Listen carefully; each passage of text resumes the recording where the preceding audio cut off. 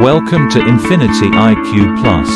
Hello students, तो chemical kinetics में आज हमारा सेकंड डिस्कशन है।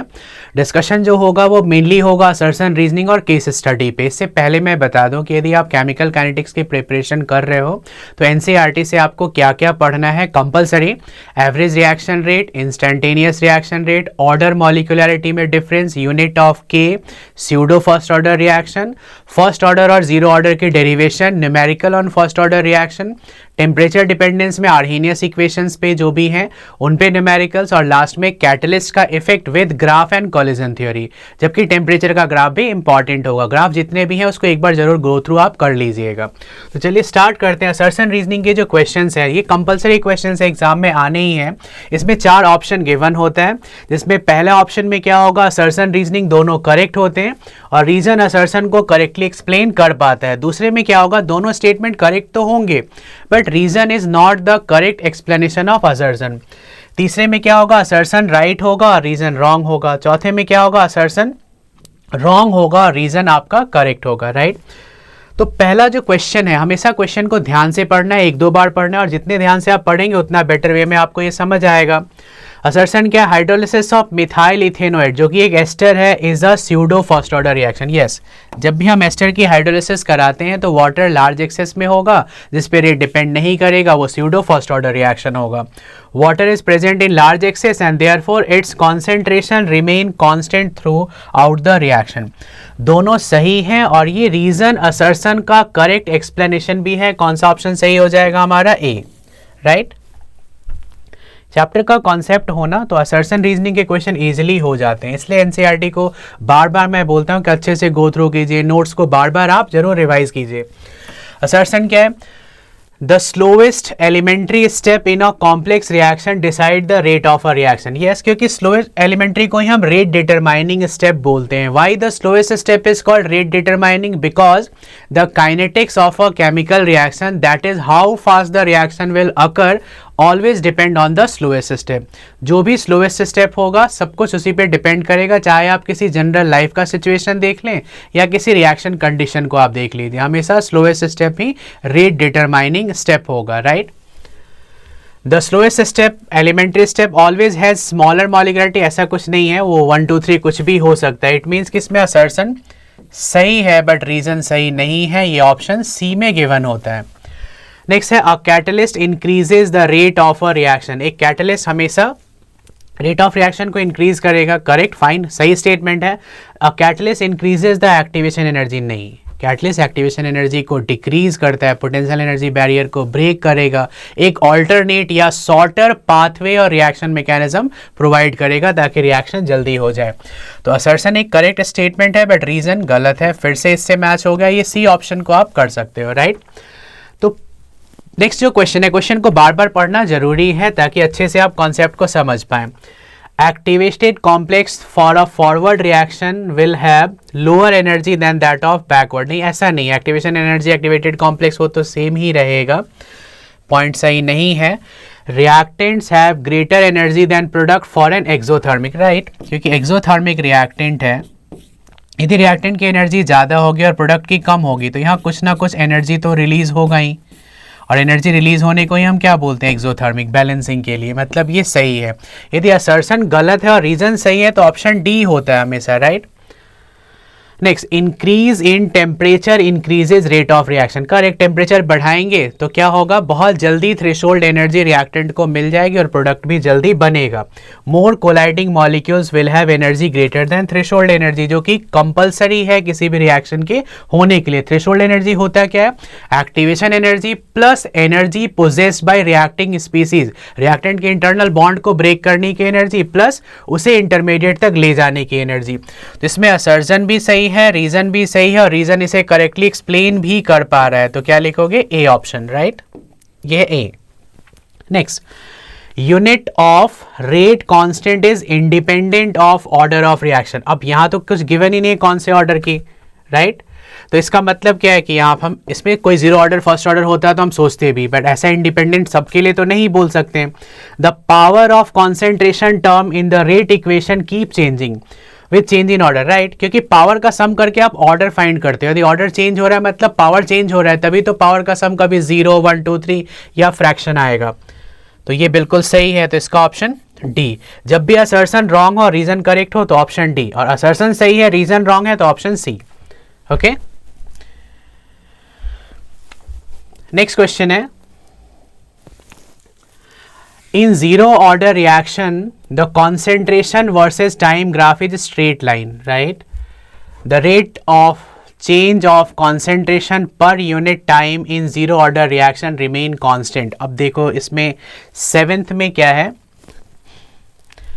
कि पहला जो पॉइंट है, हमें ध्यान से पहले पढ़ना है कि पहला पॉइंट है कि in zero order reaction the concentration versus time graph is a straight line, right, क्योंकि डिपेंडेंसी नहीं है।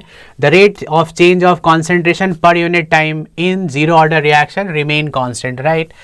जीरो ऑर्डर रिएक्शन में क्योंकि हम डायरेक्टली क्या लिखते हैं, रेट इक्वल के और कॉन्सेंट्रेशन की पावर 0।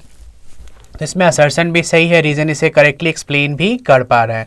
इसमें ऑप्शन हमारा क्या आ जाएगा, A option is correct. Next है असर्शन में half life period is always independent of initial concentration. ये तो तब होगा ना जब कोई ऑर्डर दिया रहेगा, ऑलवेज इंडिपेंडेंट तो नहीं बोल सकते क्योंकि जीरो ऑर्डर में डिपेंडेंट है और हाफ उसमें फर्स्ट ऑर्डर में इंडिपेंडेंट है, असर्शन सही नहीं है।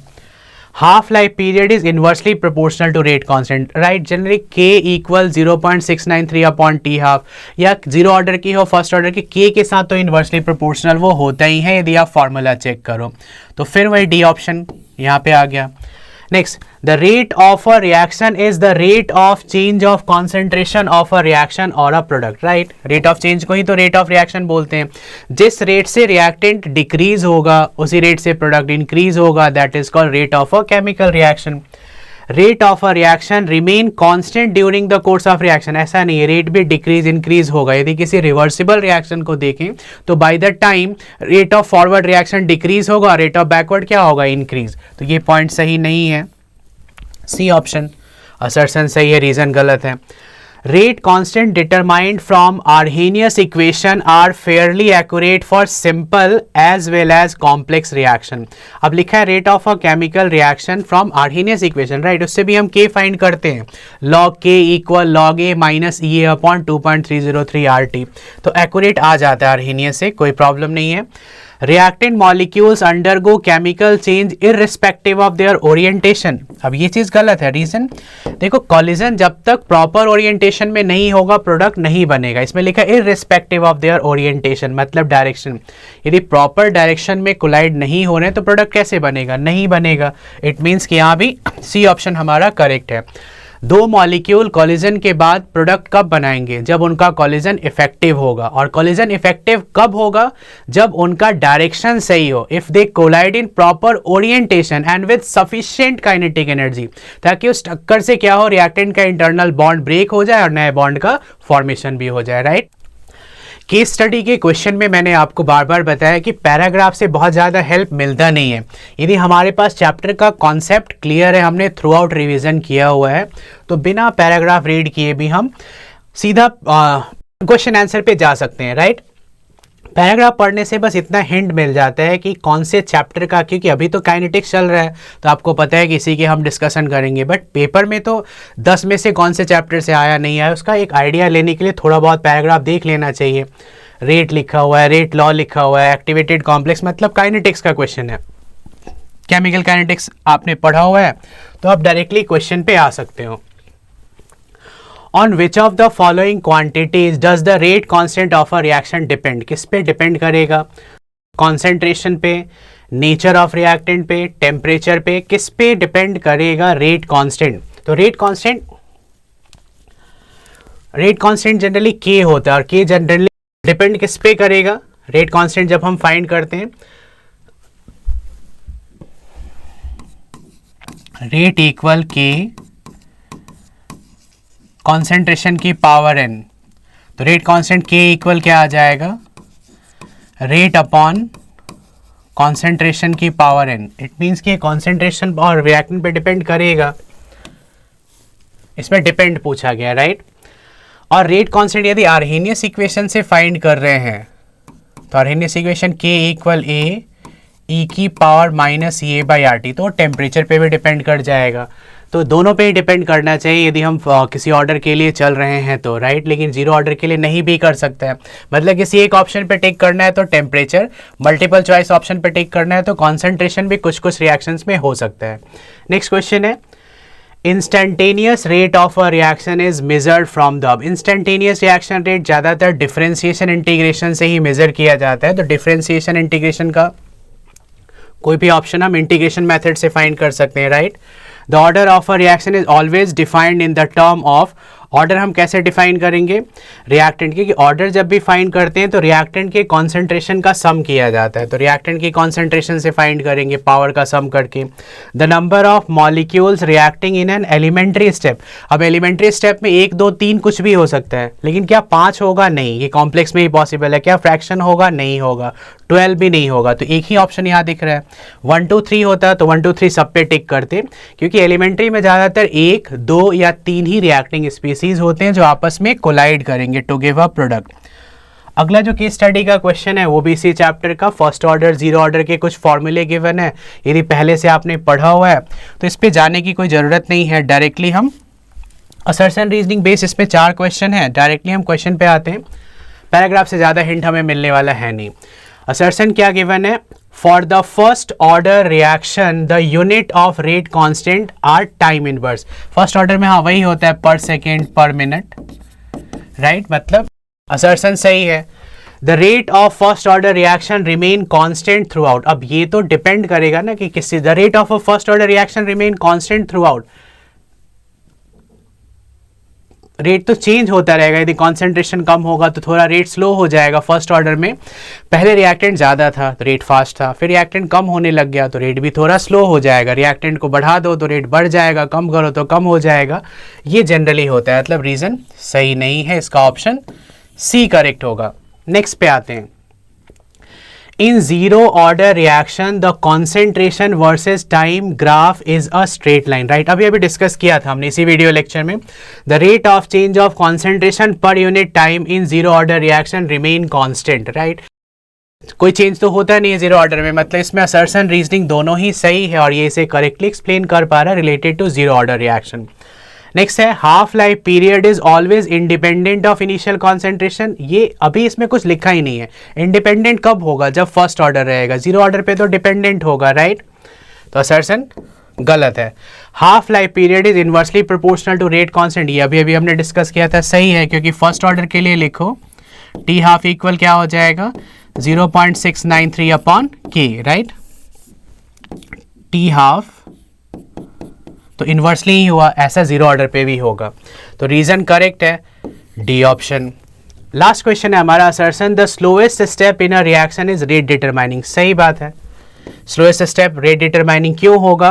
क्योंकि किसी रिएक्शन को कितनी जल्दी होना है, कितनी देर होना है, वो स्लोएस्ट पे ही डिपेंड करेगा। जैसे आपकी फैमिली में 5 पर्सन है और किसी मंदिर में आपको दर्शन के लिए जाना है, किसी पहाड़ पे ट्रैकिंग करके, उसमें से एक पर्सन ओल्ड एज हैं, आपके ग्रैंड पेरेंट्स हो सकते हैं, और सबको एक साथ ही पहुंचना है।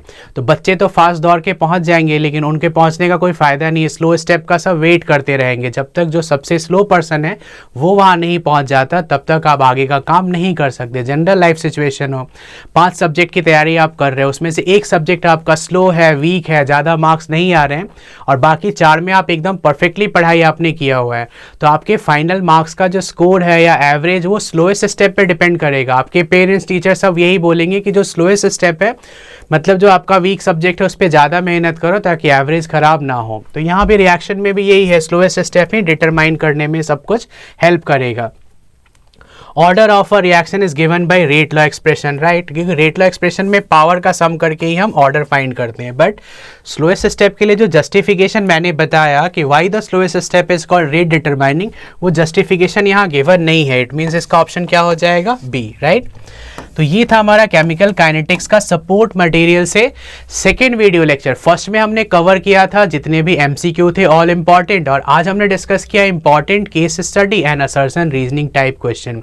एनसीईआरटी के साथ साथ ये सबकी तैयारी आपको 15 फरवरी तक लेटेस्ट फिनिश कर लेना है, ताकि बाद में जो एग्जाम गैप होगा वहाँ आप आराम से कंफर्टेबली सिर्फ रिवीजन करो, जो कॉन्सेप्ट आप भूल रहे हो उसको बार बार रिवाइज करो। आई होप ये वीडियो लेक्चर भी आपके लिए यूजफुल रहा होगा। Thanks for watching and all the best for your examinations.